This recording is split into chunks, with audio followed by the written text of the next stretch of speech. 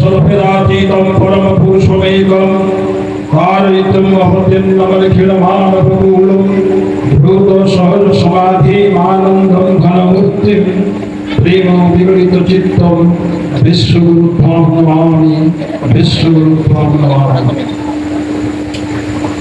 जीवन यज्ञ यज्ञेश्वर परम दयाल परम प्रेममय श्री श्री ठाकुर परमाराध्या जगत जननी श्री श्री लक्ष्मी माँ श्री श्री गणमा परम पूज्य पाद युगाचार्य श्री श्री बड़दा परम पूज्य पाद श्री श्री आचार्य देवगुरु रात्र चरण अनंत कोटि प्रणाम निवेदन करे इष्ट परिवार सब सदस्य के उद्देश्य मोर आपने प्रणाम निवेदन करे। भाद्र परिक्रमार पवित्र सत्संग बासरे समासे वरेण्य पुरोधा आपणकर ए धरागुण एकनिष्ठ कर्मी श्रीयुक्त लिंगराज स्वाईदा पंडित आंचलिक सुदाम भाई भाई नाम मन ना अंचल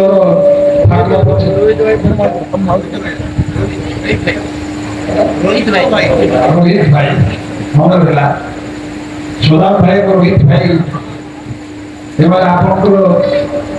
एकांत पाखे अच्छा इष्ट प्रतिष्ठा दिगरे से प्रेरणा एवं उत्साह निश्चय जोगाऊ विश्वास करा सतीर्थ प्राण गुरु भ्रातागण कल्याण मातृमंडली ग्रामर भक्त साधु विज्ञ विद्वान अंतेवासी छोट छोट पिला माने सुदीवृंद समस्त उद्देश्य मोर प्रीतिपूर्ण प्रणाम निवेदन करे। आज जो भाई मैंने सत्संग आयोजन कर सर्वागिरी परम पिता रात्र चरण पंच महाभूत जीवन धन्य हो सार्थक बंधु उदीप्त हो शेष ठाकुर चरण बिंदु वैकांतिक निवेदन बहुत दूर आपने ठाकुर कथा शुणे आम सब कहीं वक्ता रुहू वक्ता वास्तव होती ठाकुर जीवन प्रति समस्या विषय से आमको जो दर्शन देती आज समस्त श्रवणीय ग्रहणीय अनुसरणीय हवा उचित तार कारण हूँ जीवन गोटे हूँ सिस्टम जीवन अर्थ कौन आम बहु पुराण पढ़ीचु बहु पुराण जाचु बहु प्रवचन इत्यादि इत्यादि कथा शुणीचु तो श्री ठाकुर कहते तुम्हें जे जो पुराण सब पाठ कर जो पुराण तुम श्रवण कर सब सूचीपत्र निबद्ध सूचीपत्र निबद्ध रही पुस्तक उन्मोचन करने समस्त प्राचीन गण वर्तमान अधिष्ठित जदि तुम्हें प्राचीन को हाथ बढ़ाओ देख समस्त प्रेरित पुरुष माने वर्तमान पुरुषोत्तम ठारे अधिष्ठित आप प्रश्न करें ठाकुर को कहीं धरबू ठाकुर को धरले कौन हम विभिन्न प्रश्न आसला प्रश्न कर ठाकुर कहते प्रथम बाणी ठाकुर आप जानी अर्थ मागिले मो अर्थ देवी मान मागिले मो मान देवी जश मागिले मो जश देवी कहीं देवी अर्थ मान दश मनीष दरकार मनीष चाहूँ अर्थ दरकार पैसा दरकार मोर समान मोर समाज में नाम प्रतिष्ठित हो जश विख्यात मनीष चाहूँगी तो ठाकुर देवी कहीं देवी तुम भितर ठाकुरत्व जागृत नही तुम केन्द्र नुहति ठाकुरत्व ठाकुर धरछि इष्ट आड़ को अमूल ଈଶ୍ୱରଙ୍କ ଆଡ଼କୁ ଅନୁରକ୍ତି ହଉଛି ଠାକୁରତ୍ୱ। ମୁଁ ବହୁ ପୁରାଣ ପଢିଲି, ସେ ଠାକୁର କହୁଛନ୍ତି ତୋର ଘର ଭିତରେ ତୋର ପିତାମାତା ଅଛନ୍ତି, ପିତାମାତା ତୋର ଜୀବନ୍ତ ବେଦୀ। ଠାକୁର କହୁଛନ୍ତି ଜୀବନ୍ତ ବେଦୀ, ସେମାନେ କାହିଁକି ଜୀବନ୍ତ ବେଦୀ? ଠାକୁର କହୁଛନ୍ତି ପିତା যে তোর আনিলা ভাই অস্তিত্বর জীবন ধারা, মাটি তোর মূর্তি দ্বারা সত্তাহারা জীবন ঘেরা। যেজন তোমাকে জন্ম দিলেন, জন্ম পালিয়ে সেই যে তোর দেবতা প্রভাব, সেবায় দুঃখ নাশে। পুত্র তার পিতা মাতাকে পূজা কলে সমস্ত দুঃখ দূরীভূত হুয়ে। এই কথা পুত্র যদি ন জানুছি, তাহলে সে পিতা মাতাকে প্রাণপ্রণে ভক্তি শ্রদ্ধা করিব ନାହିଁ। তার অস্তিত্ব, তার প্রাণ হচ্ছে পিতা মাতাঙ্ক ঠারু আনিত। প্রথম কথা দীক্ষা নেলে জানিବାକୁ হব, প্রথমে পিতা মাতাঙ্কু প্রণাম করিବାକୁ হব। দীক্ষা নেলে জানিথা, কিন্তু মিছ কথা যদি কହୁଛନ୍ତି মিছ কথাକୁ ত্যাଗ କରିବାକୁ হব। দীক্ষা জানি যদি দীক্ষা নেବାକୁ ଚାହୁଁଛନ୍ତି ବା ଆଗ୍ରହ ଅଛି, ମିଛ ସାକ୍ଷୀ ଦେବା ପାଇଁ କୋର୍ଟକୁ ଯିବେ, জীব হত্যা করিবে নাহি, পিতা মাতাঙ্ক ঐকান্তিক ভাবে ভাল পাইবে এবং বিজৃম্ভি জলম চলিবে নাহি, বেবিচার দুষ্ট চলিবে নাহি। এইগুলিক মানিବାକୁ এটা কষ্ট করে লোক দীক্ষা করুনাহাନ୍ତି। ମୁଁ ଦୀକ୍ଷା କାହିଁକି ଦେବି? ଦୀକ୍ଷା କଣ ଆଜିର କଥା? ଶିକ୍ଷାକୁ ଆଜି ଦୀକ୍ଷା କଥା କହିଛନ୍ତି? ଦୀକ୍ଷା ବହୁ ଦିନର ବେଦର କଥା। ଦୀକ୍ଷା ସମସ୍ତେ ନେଇଛନ୍ତି। ଠାକୁରଙ୍କ ପୂର୍ବଜ ମାନେ ସମସ୍ତେ ଦୀକ୍ଷିତ। ଚୈତନ୍ୟ ମହାପ୍ରଭୁ ଦୀକ୍ଷିତ, ତାଙ୍କର ଗୁରୁ ହଉଛନ୍ତି କେଶବ ମହାରଥୀ। ମହମ୍ମଦ ଦୀକ୍ଷିତ, ତାଙ୍କର ଜନ୍ମ ହଉଛନ୍ତି ତାଙ୍କର ଜନ୍ ବ୍ୟାପ୍ଟିଷ୍ଟ। ବୁଦ୍ଧଦେବ ଦୀକ୍ଷିତ, ତାଙ୍କର ଗୁରୁ ହଉଛନ୍ତି ରୁଦ୍ରକ ରାମପୁତ୍ର। ରାମଚନ୍ଦ୍ର ଦୀକ୍ଷିତ, ତାଙ୍କର ଗୁରୁ ହଉଛନ୍ତି ବଶିଷ୍ଠ ବିଶ୍ୱାମିତ୍ର। ଶ୍ରୀକୃଷ୍ଣ ଦୀକ୍ଷିତ, ତାଙ୍କର ଗୁରୁ ହଉଛନ୍ତି ସନ୍ଦୀପ। ଏ କଥା ଆପଣ ଜାଣିଛନ୍ତି, ପୁରାଣ ପଢିଛନ୍ତି। ଦୀକ୍ଷା ନିଆଯାଏ କାହିଁକି? ଦକ୍ଷତାକୁ ଅର୍ଜନ କରିବା ପାଇଁ। କୋଉ ଦକ୍ଷତା? ମୋ ଭିତରେ ଏକ ପୁରୁଷତ୍ୱର ଦକ୍ଷତା, ମୋ ଭିତରେ ବ୍ୟକ୍ତିତ୍ୱର ଦକ୍ଷତା, ମୋ ଭିତରେ ମଣିଷତ୍ୱ ଜାଗ୍ରତ କରିବାର ଦକ୍ଷତା, ମୋର ପୂର୍ଣ୍ଣାଙ୍ଗ ଜୀବନର ଦକ୍ଷତାକୁ ବୃଦ୍ଧି କରିବା ପାଇଁ ଏକ ମହାନ ଶକ୍ତି ସହିତ ଯୁକ୍ତ ହବାର ଆବେଗକୁ କୁହାଯାଏ ଦୀକ୍ଷା।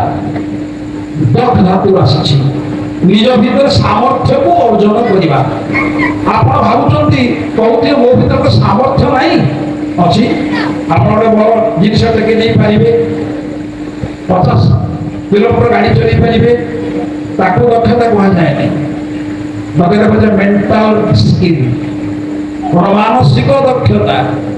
ମୋ ମନ ଭିତରେ ମୁଁ କେତେ କାହାକୁ ଭଲ ପାଇଛି, କେତେ କାହାକୁ କେତେ କଥା କହୁଛି, କେମିତି ଚିନ୍ତା କରୁଛି, ପରିବାରରେ ସମସ୍ତଙ୍କୁ ପୃଷ୍ଠ କରୁଛି। ଶିଶୁ ଠାକୁର ଯୋଉ କହୁଛନ୍ତି ଯେ ଦୀକ୍ଷା ନେଲେ ଜାଣିଥା, କିନ୍ତୁ ଗୁରୁଙ୍କ କଥା ମାନିବାକୁ ହୁଏ।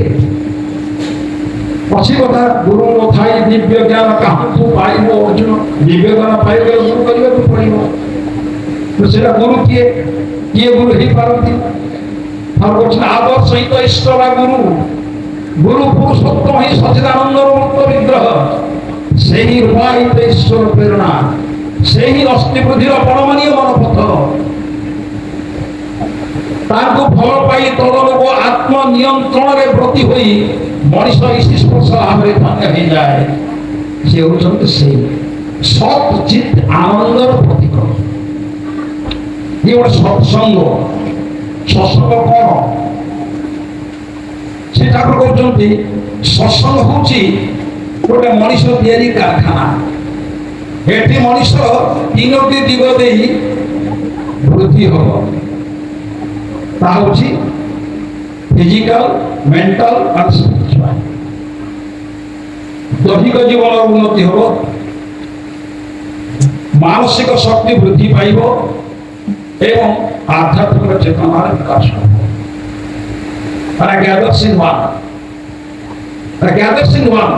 অর্থ 3টি সাময়িক গোটে স্পিরিচুয়াল কন্ডিশন ভিতরে এটা পড়িব। ন পড়ুছি বলি মনিষ অনেক বিকৃত কার্য করছি। অনেক পুরাণ শুনিলি, অনেক প্রবচন শুনিলি, ଘରକୁ ଆସିଲା ସେ ପ୍ରବଚନ କଥା ଗୋଟେ କଣ କହିବେ ଫଳରେ କଣ ହୁଏ ଏଟା ବିଘଟନ ହୁଏ। ତାର କହୁଛନ୍ତି ଜୀବନ ଭିତରେ ଯେତେବେଳେ ସଦ୍ଗୁରୁଙ୍କର ଆଶ୍ରୟ ମିଳେ, ସଦ୍ଗୁରୁଙ୍କୁ ଗ୍ରହଣ କରିବାର ସୁଯୋଗ ମିଳେ, ସେହି ବତେଇ ଦିଅନ୍ତି କେମିତି ଚଳିବାକୁ ହୁଏ। ତାକୁ କୁହାଯାଏ ଆଦର୍ଶ। सदगुरु आए भेद बताए ज्ञान करे उपदेश, कोयला से मैला छूटे आग करे परदेश। कोयला हूँ गोटे कला जिनिस, अग्निटा संयोग हुए ता प्रज्वलित ही उठे एवं ताहा काम लगे। आम उपकार सदगुरु सेया सदगुरु नाम की होची सही अग्नि स्वरूप। अज्ञान तिमिरान्धस्य ज्ञानाञ्जन शलाकया चक्षुर्मिलितं येन तस्मै श्री गुरुवे नमः। अज्ञान रूप अंधकार से दूर करती। आप चुक्ति करी पारंती जे अज्ञानता कौन आमर अच्छी से अज्ञानता ताले कौन मुझे मोर पिता माता को प्रणाम करली ताहा मोर अज्ञानता। भल संतान के जन्म दे पारलिनी अज्ञानता। स्त्री सहित भल व्यवहार करि पारलिनी अज्ञानता। ताको शिक्षा दे पारलिनी अज्ञानता। कहार टुपी कथा कही तुष्ट करा जाए कहि पारलिनी अज्ञानता। को समय कोन परिवार कथा न करी ताको पोस्टपोन के रखिली अज्ञानता। ताको जे जानिसथि गोटे कथा ताको गोटे बाणी रे कहउचंती मनुष्य जीवन विघटन काहे की घटे, असुविधा काहे की घटे, समाधान काहे की न हुए, ताको होचे समाधान कारण से जानेनी बोली, सुखर कारण से बुझेनी बोली। प्रति मुहूर्त मनुष्य आयु क्षय होउची एक कथा आप बुझी पारंतीनी। आप भीतर जो जैविक संचरण होउची एक विकृत विघटन जैविक संचरण होउची जहाँ फल आप मानसिक चेतना जो उर्वर शक्ति बाहर कथा बाहरी पारु नाही। कहते प्रति मनुष्यर ब्रेन भितर 15 लाख ट्रिलियन सेल अच्छा कोष अच्छी ये ब्रेन भितर कि से ब्रेन कोष गुड़िक संजीवित हो पारनी कारण साधन नहीं। को साधन शब्द ब्रह्म साधन। शब्द ब्रह्म साधनटा दीक्षा ले ही जो पाइबे न हो पारे। शब्द ब्रह्म साधन आप कहीं करेंगे लजिक अच्छी। प्रत्येक मनुष्य कौटू आसुँच संचार सृष्टि होती।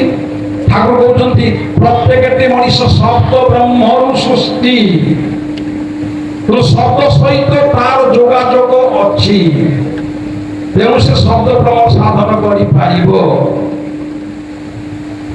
ठाकुर मला मनुष्य कौटी जाऊँगी ठाकुर मला लोक शब्द लोक को जाऊँगी। शब्द लोक कौन ठाकुर शब्द लोक कौन ना से सुर लोक ना सुर लोकर दुईटा स्तर अच्छी गोटे हूँ पॉजिटिव स्तर आ गोटे हूँ नेगेटिव स्तर।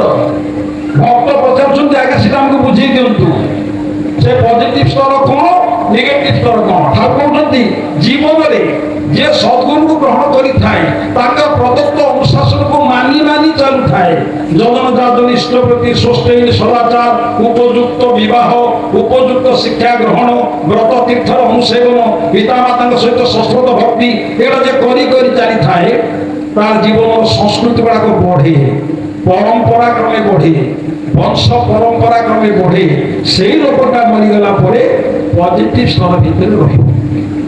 जो लोक को करे ना कि धारे ना बुझे ना कि जाने ना अमानिया भाव चले से निगेटिव स्तर भीतर को आसवे जन्म सिद्ध से संस्कार से कम से बाल्य काल धर्म रूपक धन को संचय करी। ठाकुर पचा ठाकुर मनुष्य सब बड़ संपद कौटा ठाकुर कहते मनुष्य अंतर सर्वश्रेष्ठ संपद होची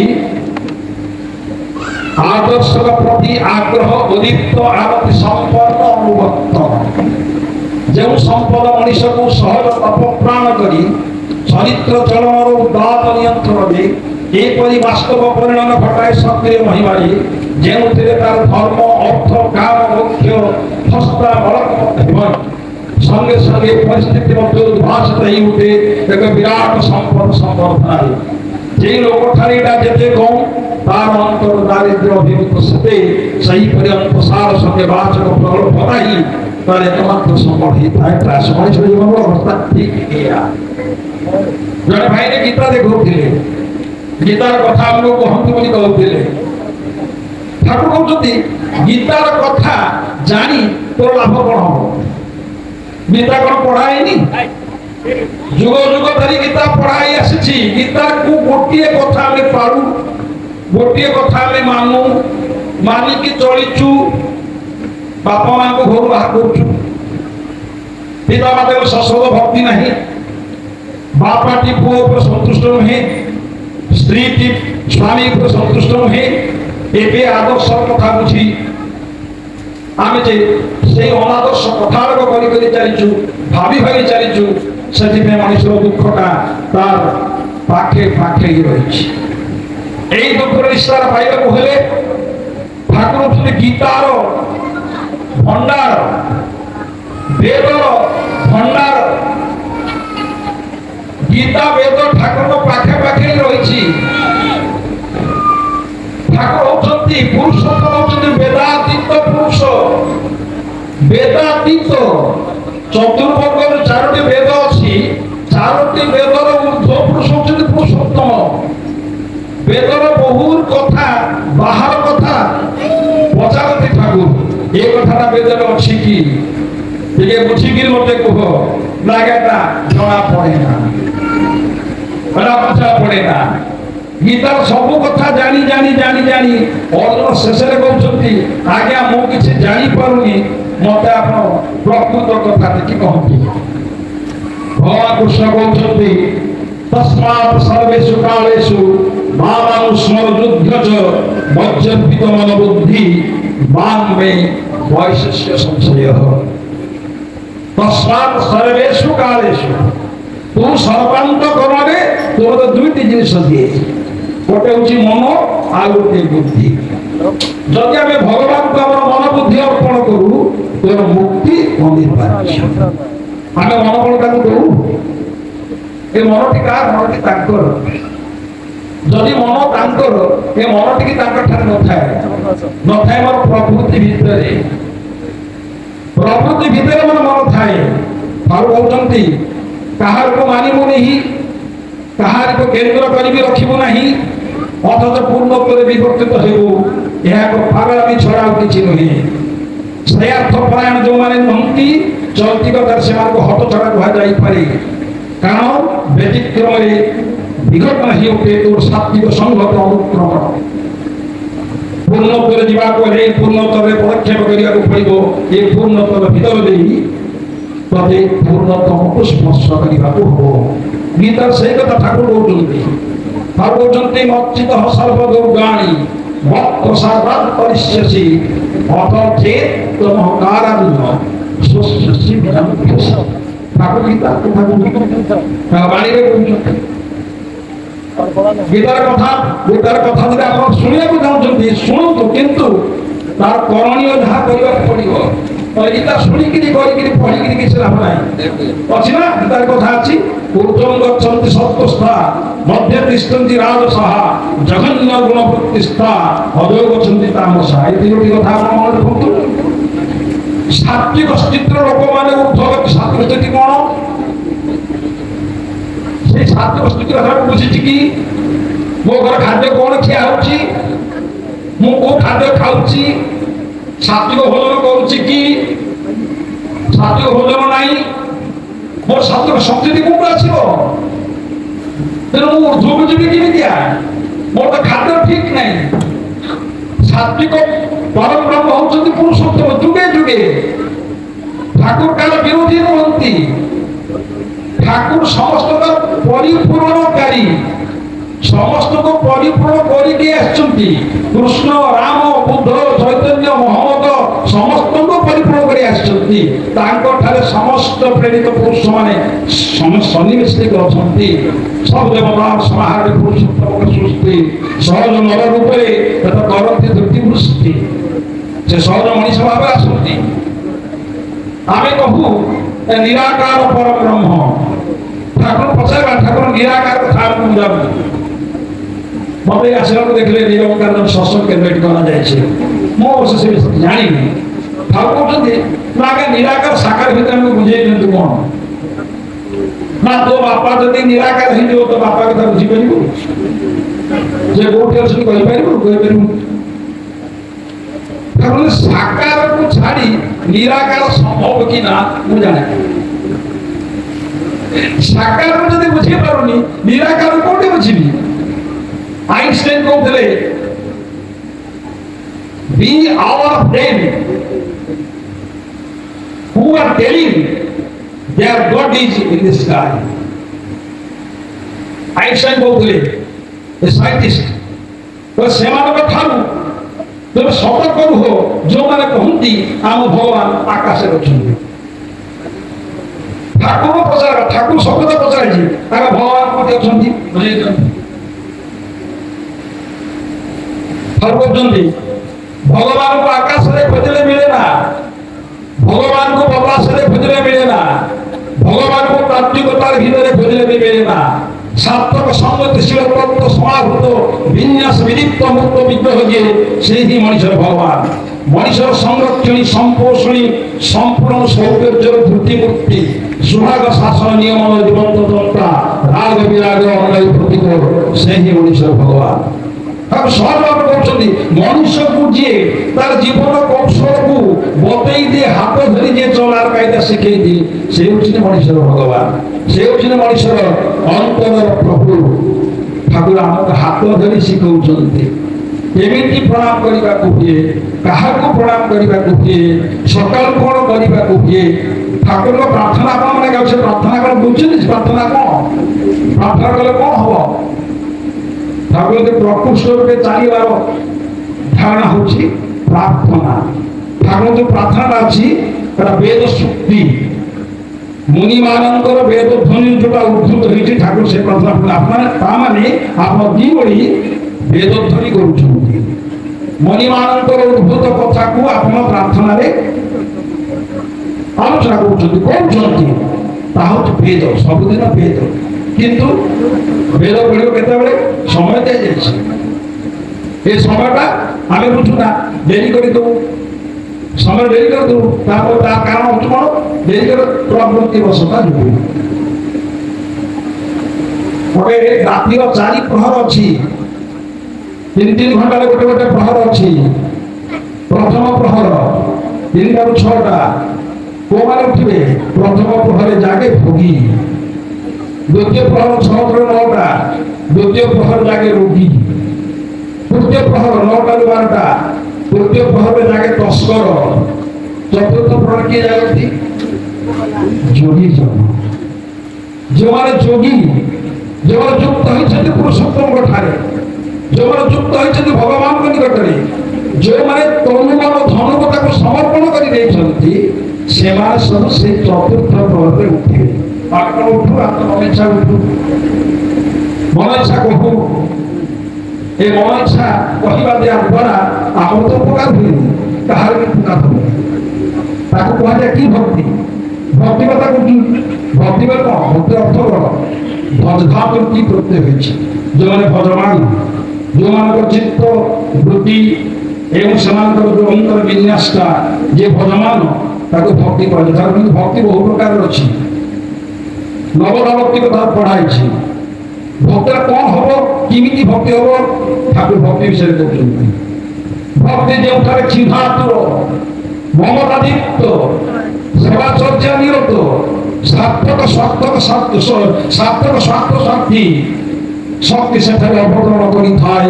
ପ୍ରାଣନ ବିପୁଳ ସ୍ପନ୍ଦନରେ ଦ୍ୟୁତି ବିକିରଣ କରି ଚାଲିଛି ବଚନରେ ବ୍ୟବହାର କଳ ପାଉ କୃପାର ଅଧିକାରୀ ହୁଏ। ଭକ୍ତି କେମିତି ହବ? କ୍ଷୁଧା, ଭକ୍ତିରେ କ୍ଷୁଧା ଥିବ, ମମତା ଥିବ, ସେବା ଥିବ। ମୁଁ ଯେ ମୋ ବାପାଙ୍କୁ ଭକ୍ତି କରେ, ମୋ ବାପାଙ୍କ ସେବା କରିନି, ସେ ଭକ୍ତି ପ୍ରକୃତ ଭକ୍ତି ନୁହଁ, ତାର କପଟ ଭକ୍ତିରେ ଯାଏ। ଭକ୍ତିର କଥାଟା ନିଜର ମନ ଭିତରୁ ନିଜର ଦେହ ଭିତରେ ପ୍ରକାଶିତ ହେଇପାରେ। ଯେ ପିତାମାତାଙ୍କ କଥା କହୁଛନ୍ତି ପିତାମାତାଙ୍କ ସୁକଲ୍ୟାଣରୁ ସୁସନ୍ତାନ ସୃଷ୍ଟି। ପିତାମାତାଙ୍କ ସୁକଲ୍ୟାଣ ଥିଲେ ଗୋଟେ ସୁସନ୍ତାନ ଆସେ, ସେମାନେ ହଉଛନ୍ତି ବଡ ପୂଜ୍ୟ। ସେମାନଙ୍କୁ କୌଣସି କଥା କହି ବାଧା ଦେବାଟା ଈଶ୍ୱରଙ୍କର ନିନ୍ଦା। ଯେ ପିତାମାତାଙ୍କୁ ଭକ୍ତି କରୁନାହିଁ ସେ ଈଶ୍ୱରଙ୍କୁ ମଧ୍ୟ ଭକ୍ତି କରୁନାହିଁ। ଆଜି ଘର ସେଇଥିପାଇଁ ସବୁ ଭୁଲି ଯାଇଛି। ମୁଖ୍ୟ ଦେବତା ଯିଏ, ମୋର ମୁଖ୍ୟ ଜୀବନର ଅସ୍ତିତ୍ୱର ଜୀବନଧାର ମାଲିକ ଯିଏ, ମୁଁ ତାଙ୍କ କହୁଥିଲି ପ୍ରଥମେ ତୋର ପିତା ମାତା, ତାପରେ ହଉଛନ୍ତି ଈଶ୍ୱର ଭଗବାନ। ଦୀକ୍ଷା ନେଲେ କୁହାଯାଏ ଆଗ ଯାଇ ତୋର ପିତା ମାତାଙ୍କୁ ପ୍ରଣାମ କର, ଗୁରୁଜନ ମାନଙ୍କୁ ପ୍ରଣାମ କର, ସ୍ତ୍ରୀକି କୁହାଯାଏ ତୋର ସ୍ୱାମୀକୁ ପ୍ରଣାମ କର। ଖାଲି ସେ ଯୋଉ କୋଉ ପର୍ବ ପଡୁଛି ସ୍ୱାମୀକୁ ଦିନେ ମୁଣ୍ଡିଆ ମାରିବା ପାଇଁ, ହଁ ସାବିତ୍ରୀ ଅମାବାସ୍ୟା, ଗୋଟେ ଦିନ ପ୍ରଣାମ କରାଯାଉଛି। ଗୋଟେ ଦିନ ପ୍ରଣାମ କରିଦେଲେ ମୋର ସେ ପ୍ରଣାମଟା ବର୍ଷ ପାଇଁ ଗୋଟିଏ ବେଟ୍ରି ଦେଇକି ଭାଇବ୍ରେସନ କରାହେଇଛି, ତାକୁ ଅପଡେଟ କରିକି କରିଦିଆଯିବ ବର୍ଷକ ପାଇଁ। ପ୍ରତ୍ୟେକ ପ୍ରଣାମ କରିବାକୁ ହୁଏ, ଗୁରୁଙ୍କୁ ପ୍ରତ୍ୟେକ ପ୍ରଣାମ କରିବାକୁ ହୁଏ। ଯିଏ ମୋର ଅସ୍ତିତ୍ୱର ମାଲିକ, ଯିଏ ମୋର ଆତ୍ମ ମାଲିକ, ମୋର ସ୍ୱାମୀ, ମୋର ଦେବତା, ମୁଁ ଯାହାକୁ ଦୟାରୁ ପୁଅଟିଏ ପାଇଛି, ଝିଅଟିଏ ପାଇଛି, ସଂସାର ପାଇଛି, ଜୀବନ ପାଇଛି, ଆନନ୍ଦ ପାଇଛି, ସେ ମୋ ପୂଜ୍ୟ। ମୁଁ ତାକୁ ପ୍ରତିଦିନ ଏ ଘରଟା ଏଭଳି କରିଗଲା ପରେ ଦେଖିବି ସେ ଘରେ ସୁଧାରି ହେଇଯିବ। କେହି କାହା ବିରୁଦ୍ଧରେ କିଛି କହିବେନି। ପୁତ୍ର ଯଦି ପ୍ରତିଦିନ ପିତାଙ୍କୁ ପ୍ରଣାମ କରେ, ପିତା କେବେ ତା ପୁଅ ବିରୁଦ୍ଧରେ କହିବ ନାହିଁ, ଆରେ ପ୍ରଣାମ କରୁଛି ମତେ। ଧୀରେ ଧୀରେ ସେ ବୁଝିଯିବନି କି? ସେ ବୁଝିଯିବ। କିନ୍ତୁ ଏ କଥା ହୁଏନି। ଥରେ କହୁଛନ୍ତି ଦୀକ୍ଷା ନେଲେ ଏ କଥା ଆଗ କରିବାକୁ ହବ, এই ভিতরে জীবনকে নিয়ন্ত্রিত କରିବାକୁ হব। ତାପରେ ଶାସ୍ତ୍ର ଶାସ୍ତ୍ର କଥା ବହୁତ କଥା ଅଛି। ଜ୍ଞାନରେ ଖାଲି ଗୋଟେ ପଢିଦେଲେ ଜ୍ଞାନ ନୁହଁ, ବାଚକ ଜ୍ଞାନଟା ଖାଲି ବାଚକ ଜ୍ଞାନ ଭିତରେ ରହିବ, ସକ୍ରିୟତା ଦରକାର। ଠାକୁର ତ ବଞ୍ଚିଛୁ ନା? ଆଜ୍ଞା ହଁ। ପ୍ରତି ଲୋକ ବଞ୍ଚିଛନ୍ତି, କିନ୍ତୁ ବଞ୍ଚିଛୁ ତୋର ଜୀବନର ସାକ୍ଷୀ କିଏ? ଠାକୁର କଣ କଥା ପଚରା ହେଇନି, ତୋ ଜୀବନର ସାକ୍ଷୀ କିଏ? ସମସ୍ତେ କହିଛୁ ଜୀବନ ସାକ୍ଷୀ କିଏ କହିବ? ଯିଏ ସେଠି ଠିଆ ହେଇଛି, ମୁଁ ଠିଆ ହେଇଥିଲି, ମୁଁ ସାକ୍ଷୀ। ଠାକୁର ସେଇଟା କହୁନାହାନ୍ତି। ତୋ ଜୀବନର ସାକ୍ଷୀ ହଉଛି ଚେତନା, ଚିତ୍ ଶକ୍ତି ଯାହା କୁହାଯାଉଛି। ଆଜ୍ଞା ଚେତନାର ସାକ୍ଷୀ କିଏ? ପୁଣି ଠାକୁର ଯାଇ ଚେତନା ସାକ୍ଷୀ ସକ୍ରିୟତା। ଯଦି ମୋର ସକ୍ରିୟତା ନାହିଁ, ମୋର ଚେତନାଟା କ୍ରିୟାଶୀଳ ନୁହଁ। ଯିଏ ଯେତେ ସକ୍ରିୟ ତା ଜୀବନ ସେତେ ସୁନ୍ଦର, ତା ଜୀବନ ସେତେ ଫୁଟନ୍ତ, ତା ଜୀବନ ସେ ଆନନ୍ଦ ପାଇବ, ଜୀବନରେ ଶାନ୍ତି ପାଇବ। ଆଜି ସବୁ କଥା ମୋ ପାଖରେ ଅଛି, ଗାଡ଼ି ଘୋଡ଼ା, ଘର ଦ୍ୱାର, ବୈଜ୍ଞାନିକ ଯନ୍ତ୍ରପାତି ସବୁ ଅଛି, କିନ୍ତୁ ପ୍ରୀତି ନାହିଁ, ମମତା ନାହିଁ, ଭଲ ପାଇବା ନାହିଁ। ଜଣକୁ ଆଦେଶ କରି ମୋ ଘର ଚାଲେନି। ପ୍ରତ୍ୟେକ ଅଦାଲତ କରନ୍ତି, ପ୍ରତ୍ୟେକ କହୁଛନ୍ତି ମୁଁ ସବୁ ଜାଣିଛି। ଆମେ କିଛି ଜାଣି ନାହିଁ, ଜାଣନ୍ତି କେବଳ ସେଇ ମାଲିକ, ଯୋଉ ମାଲିକ ଆମ ଜୀବନର ପ୍ରତିଟି ପୃଷ୍ଠାକୁ ଉନ୍ମୋଚନ କରି ଆମକୁ ସୁଖ ଶାନ୍ତି ଦେବାକୁ ଚାହୁଁଛନ୍ତି। ଆପଣ ଜାଣନ୍ତି, ମୁଁ ଆପଣଙ୍କୁ ଆଗରୁ କହୁଥିଲି, ମଣିଷ ମୃତ୍ୟୁ ମୁଖକୁ କାହିଁକି ଯାଉଛି, ମଣିଷର ମୃତ୍ୟୁ କାହିଁକି ହଉଛି, କୋଉ କୋଉ ଜାଗାରେ ମୃତ୍ୟୁ ହଉଛି? ଯୋଉଠାରୁ କହୁଛନ୍ତି ମୃତ୍ୟୁ ହଉଛି ଗୋଟେ ରୋଗ, ଡେଥ୍ ଇଜ ଏ ଡିଜିଜ। ଆପଣ କି ଶୁଣିଛନ୍ତି କେବେ କୋଉଠି କହିଛି? ସେଟା ଡେଥ୍ ଇଜ ଏ ଡିଜିଜ, ମୃତ୍ୟୁ ହଉଛି ଗୋଟେ ରୋଗ, which can cure everything, ଯୋଉଟା ଭଲ ହେଇଯିବ, ମୃତ୍ୟୁ ଭଲ ହେଇଯିବ। କେମିତି ନା ମୃତ୍ୟୁର କଥାକୁ ଚିନ୍ତା ନ କରି। ମୃତ୍ୟୁ କଥା କୋଉଟା? ମୃତ୍ୟୁ କଥା ହଉଛି ମୋର ପରିବାର ଭିତରେ ସେ କଥାଟି ଅଛି। ପରସ୍ପର ସହିତ ସଂଗତି ଭଲ ପାଇବା ରହିବା ଦରକାର। ଗୋଟିଏ ସ୍ତ୍ରୀ ତାର ସ୍ୱାମୀକୁ କଦାପି ବି କଦର୍ଯ୍ୟ କଥା କହିବ ନାହିଁ। ଯଦି କହି କଣ ହବ? ଆର୍ଗୁମେଣ୍ଟ କରିବାକୁ ବେଳ ନାହିଁ। ଯଦି କହେ, ଯଦି ଗୋଟେ ସ୍ୱାମୀକୁ ତା ସ୍ତ୍ରୀ ଭର୍ସନା କରୁଛି, ନଗଣ୍ୟ ବୋଲି କହୁଛି, ତାର ଚେତନା ଶକ୍ତିକୁ ସେ ବିକୃତ କରୁଛି, ସେଇଦିନ ଠାରୁ ସେ ବୁଝିବ ସେ ସ୍ୱାମୀ ରୋଗଗ୍ରସ୍ତ। ତାର ବହୁ ପ୍ରକାର ରୋଗ ହବ, ପେଟ ରୋଗ ହବ, ଆଖିକି ଦିଶିବନି, କାନକୁ ଶୁଭିବନି, ତାର ସ୍ନାୟୁ ବିଭାଗ ଅଚଳ ହେଇ ପଡ଼ିବ।